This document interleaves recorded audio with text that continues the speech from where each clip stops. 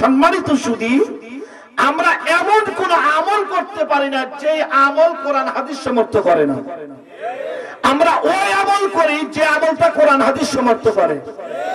জোরে বলেন ঠিক না ঠিক? সম্মানিত সুধী, আমরা পীর মুরিদি করি কেন? আমরা পীর মানি ততক্ষণ, পীর কোরআন হাদিস অনুযায়ী চলে যতক্ষণ। আমার পীর আল্লামা রসুলপুরি, খোদা না খাস্তা, খোদায় না করুক, যদি কোনদিন দেখি কোরআন হাদিস বিরোধী কাজ করে, কোরআন হাদিসের উল্টা চলে, আমরা পীর তালাক দিতে প্রস্তুত আছি। কি ঠিক না ঠিক?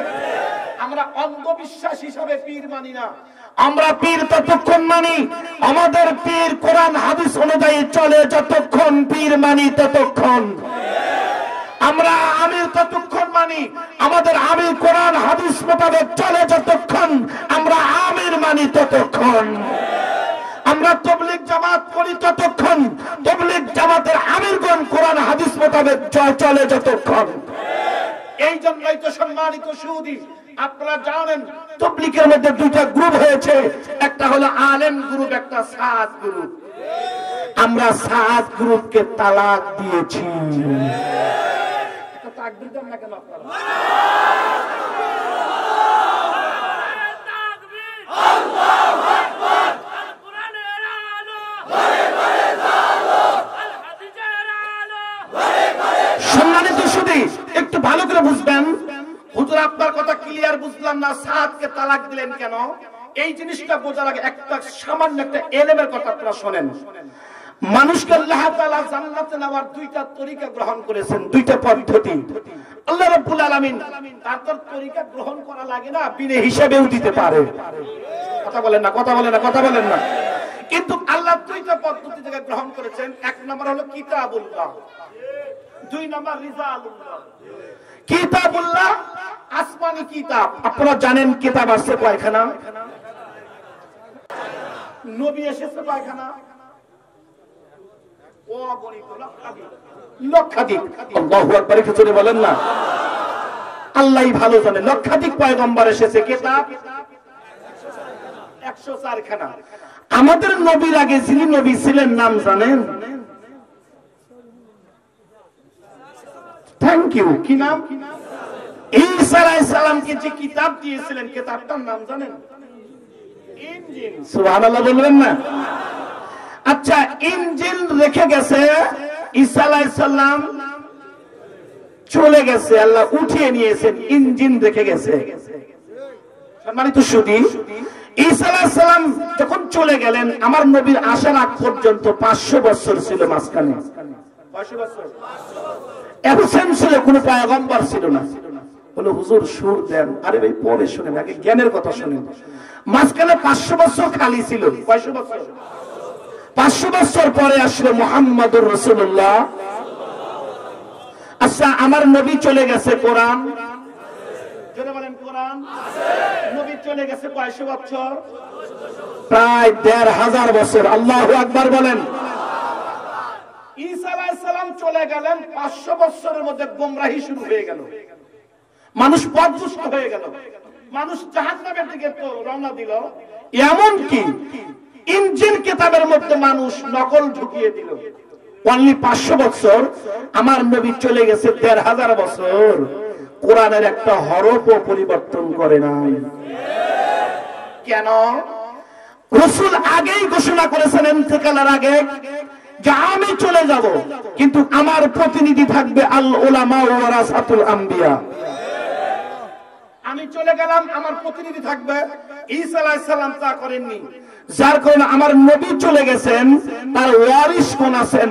ঠিক ভালো করে মনে রাখবেন, নবীর জামানায় যেমন নবীদেরকে বাইপাস করে জান্নাতে যাওয়ার কোনো সুযোগ নেই, ঠিক তদ্রূপ এই উলামায়ে কিরামের যুগে আলেমদেরকে মাইনাস করে, বাইপাস করে শুধু কিতাব দ্বারা জান্নাতে যাওয়া যায় না। সম্মানিত সুধী, আমরা সাদকে এজন্য তালাক দিয়েছি, সাদ আলেমদেরকে তো দেখতে পারে না, আর সাদের মাদ্রাসার কথা শুনলে এখন মাথা নষ্ট হয়ে যায়। এজন্য মাদ্রাসা মাইনাস করতে চায়, কোরআন মাইনাস করতে চায়, আলেমদেরকে মাইনাস করতে চায়। এই জন্য তাকে আমরা তালাক দিয়েছি। সম্মানিত সুধী, তাহলে আমি পরিষ্কার ভাষায় বলতে চাই, আমার পীরও যদি এমন করে আমরা পীরও মানি না। এই জন্য আমরা চোখ কান খোলায় রেখে আমরা তরিকতের কাজ করি। আসেন সম্মানিত সুধী, ওদিকে আমি এখন আর যাব না, আমি আসতেছি এখন তাকওয়া কাহাকে বলে এইটার ব্যাখ্যা। আমি সরাসরি সাহাবায়ে কেরামের ব্যাখ্যা করতেছি। আমি যে সাহাবীর ব্যাখ্যা এখন দেব, সাহাবীর নাম হযরত আব্দুল্লাহ ইবনে আব্বাস রাদিয়াল্লাহু তাআলা আনহু। আপনাদের দোয়ায় আল্লাহ পাক আমাকে বার নিয়েছিলেন। আমি তায়েফের ময়দানে এই আব্দুল্লাহ ইবনে আব্বাস রাদিয়াল্লাহু তাআলা আনহু যে মসজিদে উনি হাদিসের দর্স দিতেন, ওই হাদিস ওই মসজিদে আমি 2 রাকাত নফল নামাজ পড়েছি। আমি মসজিদে গিয়ে একটা সুমু দিলাম, ওকে মসজিদ তুমি তো আসো ঠিক, আব্বাস কোথায়? লোকদেরকে জিজ্ঞাসা করলাম, ভাই রাইসুল মুফাসসিরিন হযরত আব্দুল্লাহ ইবনে আব্বাসের কবর কোনটা একটু দেখাবেন? লোকজন কয়, হুজুর আমরাও তো খুঁজি পাই না, তবে নির্ধারিত করে বলা যাচ্ছে না কোন কবর, এই কবরস্থানেই তিনি আছেন। উনি বলতেছেন তাকওয়া, যাদের মধ্যে 3টা আমল থাকবে এরা হলো মুত্তাকিন। বুঝে থাকলে বলেন কয় আমল? একটু জোরে কোন না, কয় আমল? 1 নাম্বার আল্লাযী ইয়াত্তাকি শিরকা ওয়াল কাবাইর ওয়াল ফাওয়াহিশ। এ ভাইরা আমার, হযরত আব্দুল্লাহ ইবনে আব্বাস রাদিয়াল্লাহু তাআলা আনহু বলেন, যাদের মধ্যে 3টা আমল থাকবেন এরা হলো মুত্তাকিন। 1 নাম্বার, যাদের মধ্যে শিরিক থাকবে না এরা হলো মুত্তাকিন। জোরে জোরে গান সুবহানাল্লাহ। সম্মানিত সুধী, আপনাদের কাছে জানতে চাই, জবাব দেন আল্লাহ কয়জন? একটু জোরে বলেন।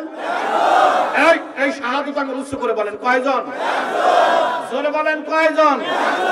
আমার সাথে পড়েন, কুল হুয়াল্লাহু আহাদ আল্লাহুস সামাদ লাম ইয়ালিদ ওয়া লাম ইয়াকুল লাহু। আল্লাহু আকবার, একটু জোরে বলেন। আবার পড়েন, আশহাদু আল্লা ইলাহা ইল্লাল্লাহু ওয়াহদাহু লা শারীকা লাহু। আরেকটু জোরে বলেন। বাজান, আল্লাহ এক, এই আল্লাহর সাথে যারা শিরিক করবেন না তারা হলো মুত্তাকিন। জোরে জোরে গান সুবহানাল্লাহ।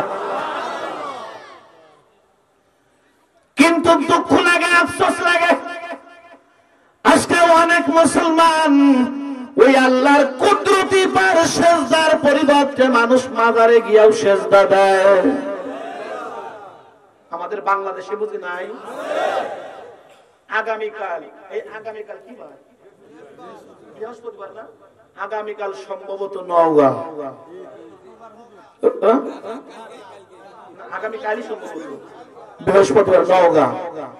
কিন্তু ওই জায়গায় জবরদস্ত এক আল্লাহর ওলি ঘুমায় আছেন, বহুত বড় আল্লাহর ওলি, আল্লাহু আকবার, বহুত বড় হাস্তি শুয়ে আছেন।